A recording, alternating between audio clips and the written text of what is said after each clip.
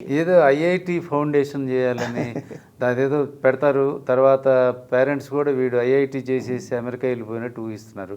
ఏంటి అసలు వాటి సాఫ్ట్వేర్ స్వర్ణయుగం నడిచిందండి 97 నుంచి నిన్న మొన్నటి దాకా.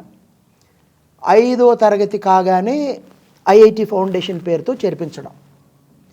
ఈ కార్పొరేట్ బడులు జనాల్ని ఎలా దోచుకోవాలో, జనాల వీక్నెస్ ఏమిటో, సైకాలజీ ఏమిటో వాళ్ళు డబుల్ పిహెచ్డి చేశారు. అందరికీ ర్యాంకులు రావని వాళ్ళకి తెలుసు. అలాగని ర్యాంక్ వచ్చే అవకాశం ఉన్న వాళ్ళని తీసుకుంటే వాళ్ళ బిజినెస్ నడిచేది ఎలా? కాబట్టి మీ అబ్బాయికి మేము ఐఐటి ఫస్ట్ ర్యాంకు తెప్పిస్తామంటారు. పాపం వాడు 10వ క్లాస్ పాస్ అయ్యే అవకాశం కూడా ఉండదు అలాంటి వ్యక్తికి. అసలు మ్యాథ్స్ అంటే అతనికి ఇష్టం లేదు, చేర్పించుకుంటారు. ఒక నెలలో వాళ్ళని వడగట్టేస్తారు, ఎగ్జామ్స్ పెట్టి అర్థం చేసుకుంటారు. సిఓ బ్యాచ్ అని ఒకటి పెడతారు, పేర్లు మారుస్తుంటారు, ఐపీఎల్ అని, సిఓ అని రకరకాల పేరుతో. ఈ వడపోత బ్యాచ్ అంటే వాళ్ళ దగ్గర 1000 మంది ఉంటే 10 మంది మాత్రం ఆ బ్యాచ్లో సీటు. వాళ్ళకి మాత్రం చిక్కటి మీగడ పాలు, మిగతా పిల్లలకి నీళ్ల పాలు, వాళ్ళ బతుకు బుగ్గి పాలు. సాదాసీదా కోచింగ్.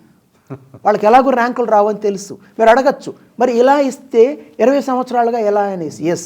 సాదాసీదాగా నడిచిన 10th క్లాస్లో కాపీలు కొట్టవు, ఇంటర్లో కాపీలు కొట్టవు, సాదాసీదా ఇంజనీరింగ్ కాలేజీలో చేరడం, గత 10 ఏళ్ళుగా అది కూడా లేకుండా 10th క్లాస్ ఫెయిల్ అయిన ఫేక్ సర్టిఫికెట్లు పెట్టి ప్రాక్సీలతో ఎగ్జామ్ రాయించి అమెరికాకి వెళ్ళిపోయారు, కెనడాకి వెళ్ళిపోయారు, కన్సల్టెన్సీలు ఉన్నారు, అక్కడ ఉద్యోగాలు సంపాదించారు.